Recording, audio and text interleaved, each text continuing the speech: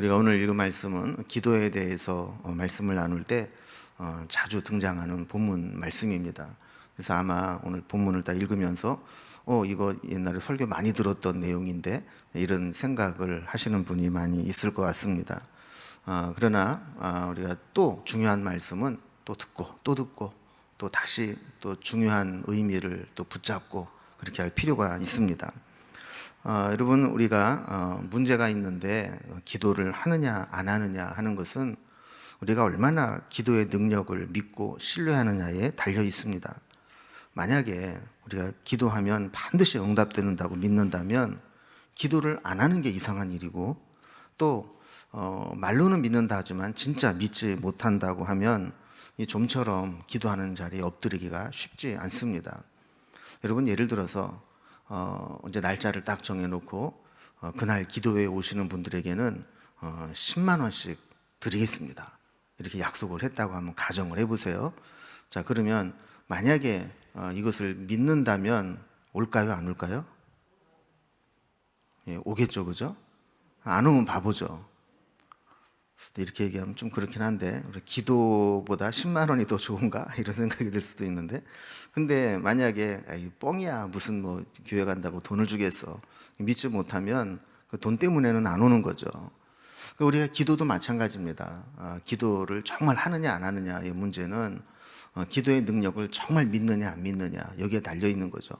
우리가 정말 기도에 응답이 있다, 기도의 능력을 믿는다 한다면 안 하면 바보죠. 그런데 만약에 우리가 믿는다 하지만 실제로 우리가 완전하게 믿지 못한다면 여간해서 우리의 시간을 들이고 에너지를 쓰고 힘을 들여가면서 기도하는 게 쉽지는 않습니다. 여러분, 우리는 막연히 내가 가지고 있는 생각을 믿음이라고 착각하기가 쉽습니다. 그래서 우리는 말씀을 통해도 종종 내가 가지고 있는 믿음이 진짜 역사를 일으킬 수 있는, 응답을 받아낼 수 있는, 변화를 나타낼 수 있는 믿음인지, 아니면 그냥 믿음이 있는 거라고 착각하고 살아가고 있는 건지, 이거를 점검해 볼 필요가 있습니다. 기도하면 정말 응답이 되고 문제가 해결되고 역사가 나타난다고 믿습니까? 아니면 그냥 막연히 기도하면 응답된다는 것을 부정할 수는 없지만 그게 정말 나한테도 해당되는 걸까? 이런 의문을 가지고 있습니까? 그게 문제라는 거예요. 그럼 만약에 막연한 이런 생각 수준의 믿음은 우리가 정말 해결해야 될 문제가 있을 때 기도로 그것을 돌파해 나가지 못합니다. 그런데 진짜 믿음이 있다면 어떤 문제가 있어도, 어떤 한계에 부딪혀도, 어떤 방해물이 있어도 낙심하거나 포기하지 않고 끈질기게 기도해서 응답을 받아내게 되는 겁니다. 오늘 그래서 말씀의 제목을 그렇게 잡아봤어요. 낙심하고 포기할 것인가? 기도로 한계를 극복할 것인가? 여러분, 이 믿음을 지탱하게 만드는 게 기도입니다. 기도는 우리의 한계를 뛰어넘게 만드는 능력이 있습니다. 왜냐하면 기도할 때 하나님이 우리에게 은혜를 주시고 우리에게 능력을 주시고 우리를 변화시켜 주시기 때문입니다. 많은 사람들이 원하는 바는 많아요. 그리고 우리가 뭐 돈도 많이 벌면 좋겠고, 뭐 건강도 있으면 좋겠고, 또 자녀도 그냥 다 잘 되면 좋겠고, 또 우리가 계획하는 것도 다 하나하나 이루어지면 좋겠고, 원하는 게 다 많아요. 근데 여러분, 우리가 살아가다 보면 내가 원하는 대로 다 이루며 살아갈 수 있습니까? 없죠. 가만히 보면은요, 내가 원하는 대로 안 되는 게 더 많은 것 같아요. 보면은 자식도 내 마음대로 안 되지, 돈도 내 마음대로 안 되지, 내 진로도 내 마음대로 안 되지. 안 되는 게 많아요. 왜 그래요?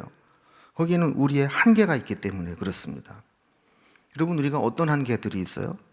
어떤 거는 내 의지와 상관없이 한계를 가지고 태어난 그런 한계도 있고, 내가 노력이 부족하고 또 내가 게을러서 실력을 못 갖춰서 능력이 없어서 한계를 갖는 것도 있어요. 우리는 일단 신체적인 한계가 있습니다. 외모나 체력, 또 건강에 있어서 한계를 보이는 경우가 있죠. 또 타고난 가문과 가정에도 우리 한계를 느낄 때가 있어요. 좋은 가문, 부유한 가정에서 많은 것들을 상속받으면서 앞서서 출발하는 그런 사람이 있는가 하면 맨 땅에 헤딩하듯이 아무도 도와주지 못하고 나 혼자 개척을 해 나가야 되는 그런 사람도 있습니다. 사회적 한계도 있죠. 여러분, 때로 주변에서 좋은 사람들이 나를 막 끌어주고 길을 열어주면 쉽게 일이 풀리는데, 그런 사람이 없으면 너무너무 힘이 든 경우도 있어요. 예전에 공무원 생활하시는 분 중에 한 분이 승진을 하게 됐어요. 그래서 축하한다고, 얼마나 고생이 많았냐고. 근데 그분이 그런 얘기를 하더라고요. 목사님, 근데 이게 사람의 힘만으로는 안 되더라고요. 저는 그래서 기도해서 하나님 응답해 주셨다 이렇게 나올 줄 알았어요. 그때 그게 아니라 좀 아는 사람이 입김을 좀 불어넣어주고 얘기를 해주니까 결국 되더라, 이런 얘기를 하는 거예요. 여러분, 세상은 사실 그런 일들이 비일비재합니다.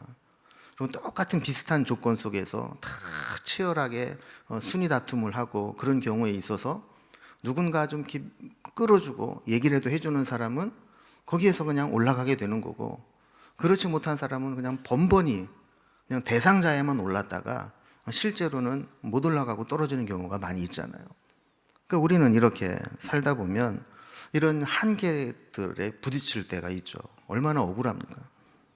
또 우리가 사실 가진 게 없고 태어난 배경이 안 좋으면 어떻게 해야 돼요? 노력이라도 해야 돼요. 그래서 남 모르게 남들보다 더 갈고 닦고 노력을 해서 실력을 쌓아야 되는데, 그렇지도 못해요. 그러면 어떻습니까? 나중에는 결국에는 뭐 타고난 것도 없고 노력도 안 하고, 그렇게 되면 할 수 있는 게 아무것도 없는 거예요. 원하는 것은 많은데 정말 이런저런 벽에 부딪혀서 안 되게 되는 겁니다. 또 더 중요한 거는요, 우리 인간 자체가 가지고 있는 한계가 있습니다. 여러분, 하나님 앞에서 우리 인간은 아무리 똑똑해봐야 인간이에요. 또 아무리 부유해봐야 그걸 우리가 지킬 수 있는 능력이 없어요. 또 아무리 힘과 권세를 가지고 있어봐야 한 번 미끄러지면 그거 오히려 더 심한 피해를 입게 됩니다. 여러분, 이제 유리천장이라는 말이 있어요. 들어보셨어요? 유리천장? 천장이 왜 유리로 됐나 이렇게 생각하실 텐데, 사실 그게 아니고, 이 개인의 능력이나 자격이 충분히 있음에도 불구하고 여러 가지 조건 때문에 더 이상 올라가지 못하고 장벽에 부딪히게 되는 것을 유리천장이라 이렇게 불러요. 여러분, 천장이 유리로 되어 있으면 그 하늘이 보입니까, 안 보입니까? 유리로 되어 있으면 보이잖아요. 하늘 위로 올라갈 수 있을 것 같잖아요. 그런데 올라가다 보면 유리가 막고 있어서 더 이상 못 올라가게 되지 않습니까? 이게 이제 유리천장이라는 뜻이라는 거예요. 그래서 이제 처음에는 여성이 남성 중심의 사회에서 승진이나 고위직에 진출하는 성공을 하려고 할 때 차별을 당하는 것이 있어서 마치 유리처럼 보이지 않는 장애물이 천장에 존재하는 것처럼 이렇게 막고 있다라는 의미로 쓰여진 말입니다. 그래서 뭐 표면적으로는 누구에게나 평등한 것처럼 되어 있지만 실제로는 은근히 비밀리에 이 뒤에서 뭔가 이렇게 장애물로 작용하는 게 있다는 게 이제 현실이라는 거죠. 자, 이렇게 우리가 원하든 원하지 않든 여러 가지 한계에 부딪힐 때가 있습니다. 내가 원하는 대로 잘 되는 것 같다가도 어느 순간에는 안 될 때가 있습니다. 이럴 때 어떻게 해야 될까요? 많은 사람들이 세상을 탓하고 제도를 탓하고 남을 원망하고 주어진 기회를 그냥 허비해버리고 맙니다. 그러나 어떤 사람은 계속해서 그 한계를 뛰어넘어 보겠다고 끊임없이 노력을 합니다. 찰스 스펄전 목사님이 한 이야기 중에 이런 말이 있어요. 달팽이는 끈기로 방주에 도착했다. 저는 그 얘기를 딱 처음 보는 순간 재미있으면서도 참 의미심장하다 하는 생각이 들었어요.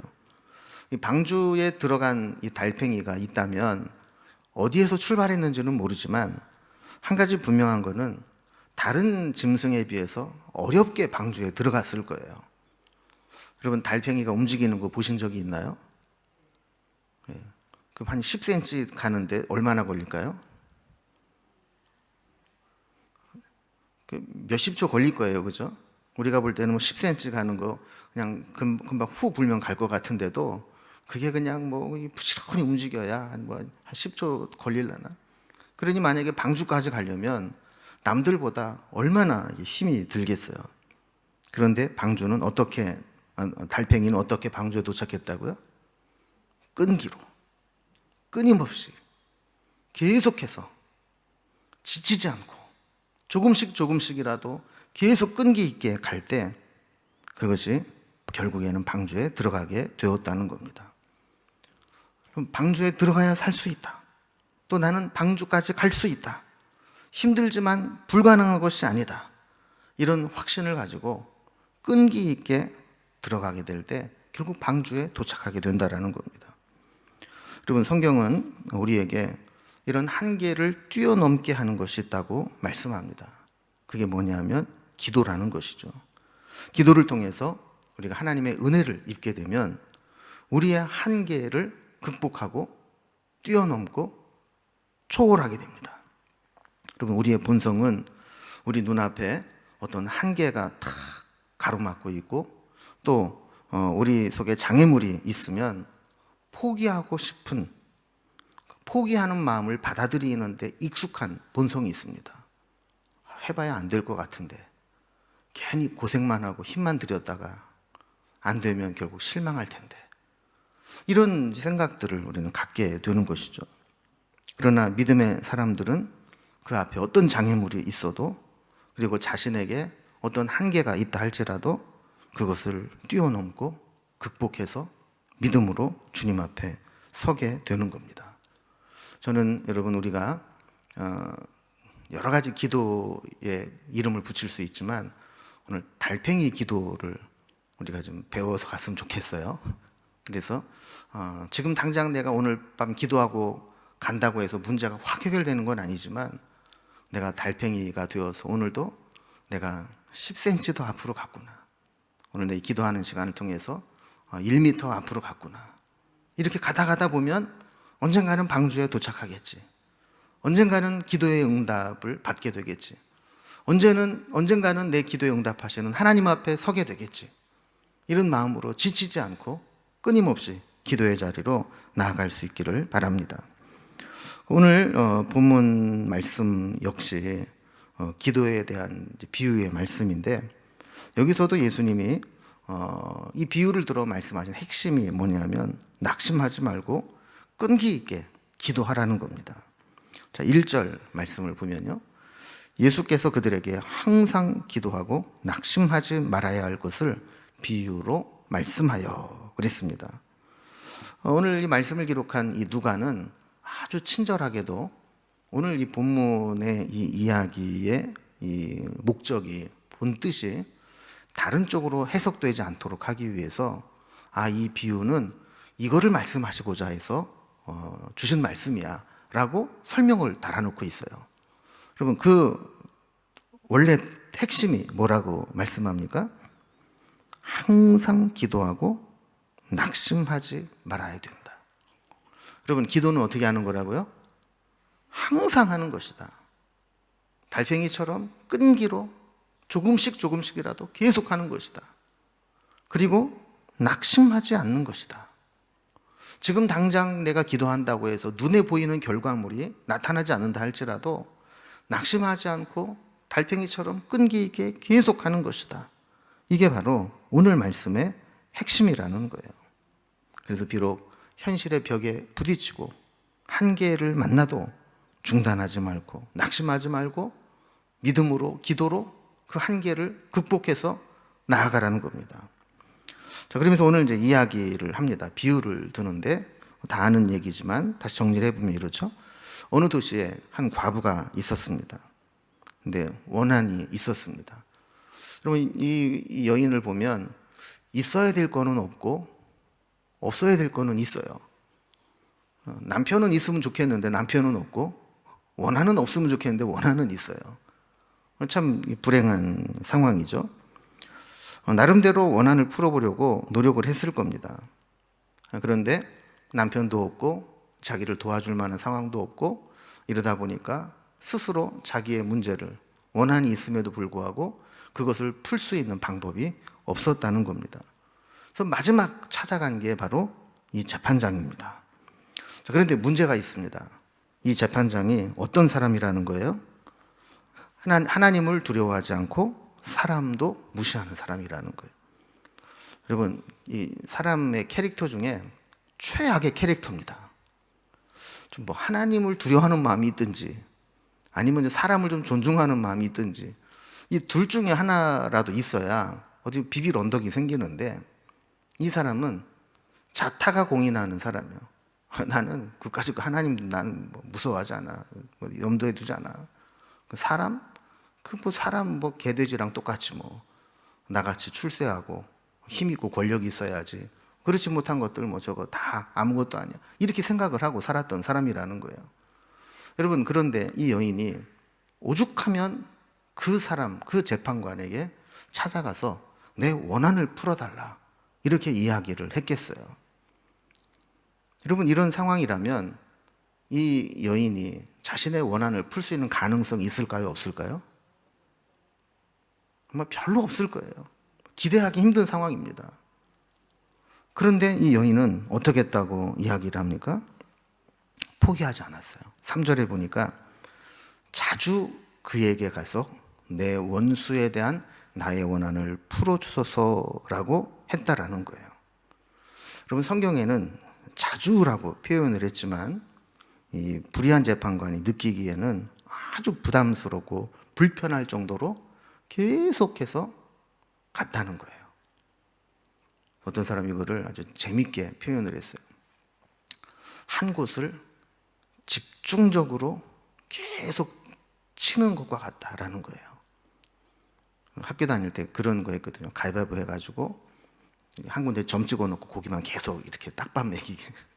그러면 나중에 몇 번 하고 나면 여기가 막 이만큼 뻘겋게 부어오르거든요. 그럼 돌려가면서 맞는 것보다 한 군데만 계속 맞으면 이게 훨씬 더 아프고 이게 오래 갑니다. 이게 마찬가지로 이 여인이 자주 이 재판관을 찾아갔다라는 얘기는 그렇게 지속적으로 이 재판관의 약점을 파고들듯이 계속해서 귀찮을 정도로 한 곳을 집요하게 물고 늘어지듯이 그렇게 찾아갔다라는 겁니다.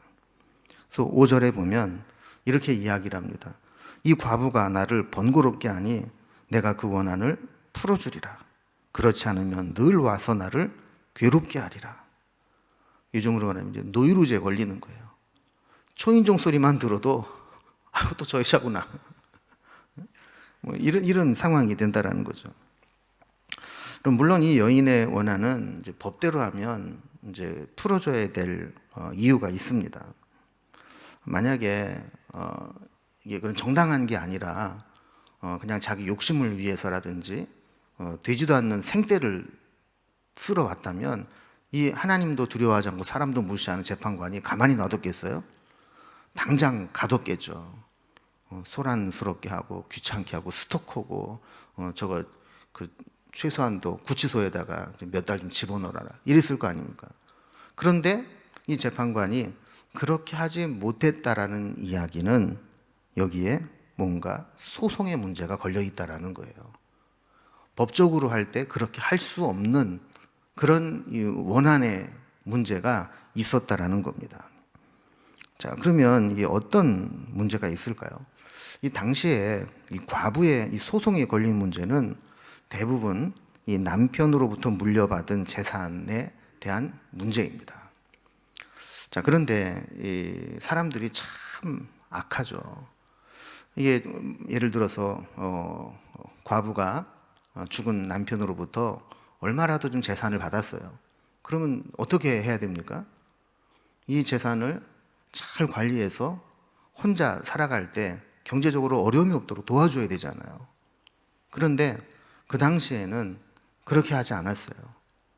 아무도 도와줄 사람이 없고 힘이 없는 이 과부의 그 돈이라도 다 어떻게 발라먹으려고 혈안이 되는 사람들이 있었다는 거예요. 그럼 성경에도 보면요, 마가복음 12장 40절에 보면 그 당시 서기관들을 조심해라 예수님이 말씀하시면서 서기관들의 만행을 고발하시는데 그 서기관들의 만행 중에 하나가 이런 거예요. 그들은 과부의 가산을 삼키며 외식으로 길게 기도하는 자니 그 받는 판결이 더욱 중하리라 하시니라. 여러분, 이 서기관들이요, 기도는 아주 길게 해요. 남들에게 저 사람 기도 많이 하는 사람이야, 기도 잘하는 사람이야 보도록 외식하면서 아주 길게 기도를 해요. 근데 실제로는 어떻게 했느냐 하면 과부의 가산을 삼켰다는 거예요. 여러분, 이 유대인들은 사실 그 당시에 이 로마의 통치를 받고 있었지만 자치적으로 종교 공동체 생활을 하고 있었습니다. 그래서 웬만한 소송의 문제는 사실 로마의 법정으로 가지 않고 자체적으로 율법으로 해결을 했어요. 그러면 이런 이 남편으로부터 이 유산을 상속받는 재산 문제라든지 이런 것은 사실 1차적으로 그런 서기관들이 법률 대리를 했던 거죠, 그 당시에. 근데 이런 상황을 잘 알고 있었던 서기관들은 저 사람을 딱 보고 저 여자는 뒤에서 봐주는 사람이 없어. 근데 남편으로부터 몇 천만 원 좀 받았네? 그러면 그거를 어떻게 하든지 등쳐먹고, 여기 오늘 본문의 표현대로 말하면 과부의 가산을 삼키듯 그렇게 해왔다라는 겁니다. 그러니까 이 여인은 이 원한을 가질 수밖에 없고 억울하게 빼앗길 수밖에 없는 이 재산을 지켜야 자기가 남은 생애를 살아갈 수 있지 않겠습니까? 그러니까 마지막 수단으로 찾아온 게 뭐냐면 로마의 재판관인 거예요.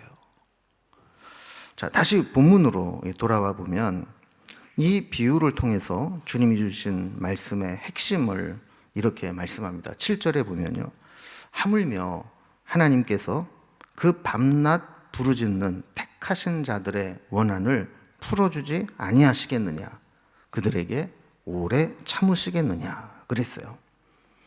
여러분, 이 불의한 재판관이 처음에는 이 여인의 원한을 풀어줬어요? 안 풀어줬어요? 안 풀어줬죠. 그런데 계속해서 오니까 번거로울 정도로 와서 간청을 하니까 결국에는 들어주게 되었습니다. 하나님을 두려워하지 않고 사람도 무시하는 재판관이 그랬다면 하물며 우리의 아버지이신 하나님께서 믿음으로 포기하지 않고 계속 기도하는 사람의 기도를 들어주지 않겠느냐 하는 겁니다. 여러분, 여기서 하물며라는 단어가 중요합니다. 이 하물며라는 단어를 쓴 것은 지금 이 불의한 재판관과 하나님 아버지를 같이 동급으로 비유할 수 없을 때 사용하는 겁니다. 만약에 같은 동급이라면 그러므로 그렇게 했겠죠, 그죠? 불의한 재판관이 이렇게 했대. 그러므로 하나님도 이렇게 하실 거야. 그런데 하물며라는 말을 썼다는 것은 사실 비교할 수는 없다라는 거예요. 너무너무 차이가 난다는 거죠. 그래서 사실 재판관은 하나님도 두려워하지 않고 불의한 재판관이에요. 근데 하나님은 사랑이 많으시고 공의로우신 하나님이에요. 이 둘을 비교하는 것은 불가능합니다. 그런데 그 비유의 핵심을 극대화하기 위해서 말도 안 되는 두 상대를 비유를 해서 설명을 하는 거예요. 그러면서 결과는 똑같다라는 겁니다.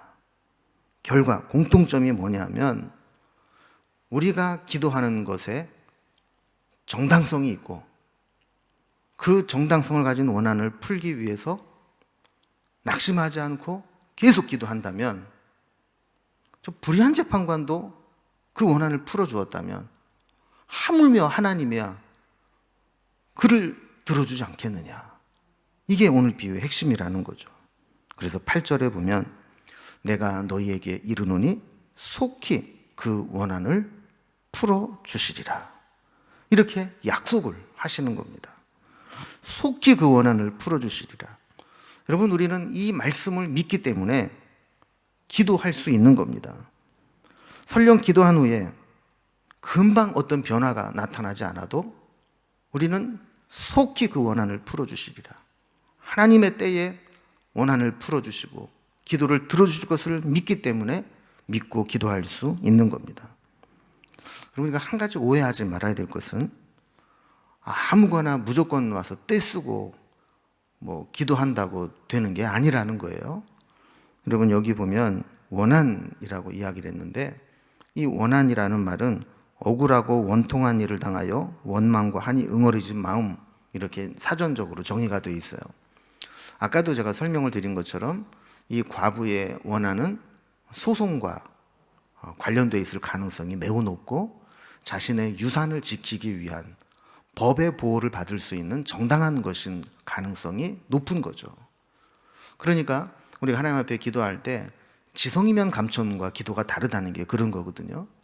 무조건 막 때를 쓰고 그냥 말도 안 되는 얘기를 막 하고 이거 내 거니까 내 거 하게 해달라고 막 하고 이게 기도가 아니라는 거예요. 마땅히 하나님께서 약속하신 말씀을 붙잡고 하나님이 주실 수밖에 없는, 주셔야만 되는 그런 영적인 정당성을 가지고 있는 문제를 가지고 하나님 앞에 기도해야 되는데 우리의 문제는 뭐냐면 한두 번 기도해보고 결과가 안 보이면 낙심하고 포기하기 쉽다는 거예요. 그런데 그것이 정말 하나님의 뜻이고 응답 받아야 될 문제라면 포기하지 말라는 겁니다. 계속 낙심하지 말고 기도하라는 겁니다. 여러분 기도하는 사람은 소원이 있는 사람입니다. 뭔가 원하는 게 있고 어떤 결과를 기다리는 사람이 기도하게 되는 겁니다. 아무 문제가 없고 편안한 사람은 기도하지 않습니다. 그래서 모든 게 다 잘 풀리는 사람은 어떤 환경적으로나 세상적으로는 복받은 건지 모르지만 영적으로는 그때가 진짜 위기입니다. 왜냐하면 기도해야 될 필요성을 못 느끼기 때문에, 기도해야 될 절박함을 느끼지 못하기 때문에 그렇습니다. 우리가 오늘 다시 기도로 하나님 앞에 나아갈 수 있기 바랍니다. 영적인 유리천장에 부딪히더라도 여러분 계속 두드릴 수 있기 바랍니다. 비록 달팽이 걸음이 느린 것 같아도 끈기로 방주에 도달했던 것과 마찬가지로 우리의 기도의 응답이 더딘 것 같고 내가 오늘 열심히 부르짖어 기도해도 아무런 변화가 내 눈에 보이지 않는 것 같다 할지라도 오늘 내가 달팽이처럼 1m 앞으로 갔구나. 오늘은 내가 10m 정도 앞으로 갔구나. 언젠가는 방주에 도달하겠지. 이러한 믿음을 가지고 오늘도 하나님 앞에 기도로 나아갈 수 있기 바랍니다. 만약에 우리가 늘 이런 마음으로 기도해 오고 있었다면 더 기도의 확신을 가지고 기도의 능력을 얻어서 기도의 삶을 살게 해달라고 기도했으면 좋겠고요. 혹시 기도한다고는 했지만 그냥 모양만 내고 있었고 그냥 막연하게 어떻게 되겠지라는 생각으로 기도해 오고 있었다면 다시 믿음으로 무장해서 기도를 시작할 수 있기를 바랍니다. 그래서 오늘 이제 말씀을 생각하면서 우리 한번 합심해서 우리 기도할 텐데 오늘도 우리 4가지 기도의 제목을 함께 합심해서 기도하고 또 이어서 자유롭게 기도할 텐데요. 오늘 먼저 첫 번째로 오늘 말씀과 같이 우리 앞에 어떤 장애물이 있다 할지라도 그리고 어떤 한계에 막혀 있다 할지라도 낙심하지 않고 항상 기도의 불씨를 끄지 않게 주옵소서. 우리 말씀을 붙잡고 기도했으면 좋겠고요. 두 번째는 이 코로나 사태가 빨리 끝나고 일상으로 돌아가게 하옵소서. 사람의 지혜와 능력으로는 감당할 수 없는 상황이오니 하나님의 전능하신 능력으로 이 문제를 해결해 주소서 기도했으면 좋겠습니다. 세 번째는 코로나로 인해 생겨난 여러 가지 정치, 경제, 사회, 문화, 또 교육 이런 문제들이 잘 해결될 수 있도록 도와주시고 특히 우리 신앙의 회복, 믿음의 회복, 예배의 회복이 이루어지게 하옵소서. 그리고 마지막으로 우리의 신앙과 또 자녀들의 앞날과 우리 교회의 부흥과 나라와 민족의 문제들이 잘 해결될 수 있도록 그리고 우리의 건강과 또 진로와 또 오늘 가지고 나온 여러 가지 기도의 제목들을 붙잡고 합심해서 우리 한번 기도한 후에 개인적으로 가지고 있는 기도 제목들을 자유롭게 이어서 기도하시고 돌아가도록 하겠습니다. 함께 주님의 이름을 부르고 3번 부르고 기도하겠습니다. 기도합니다.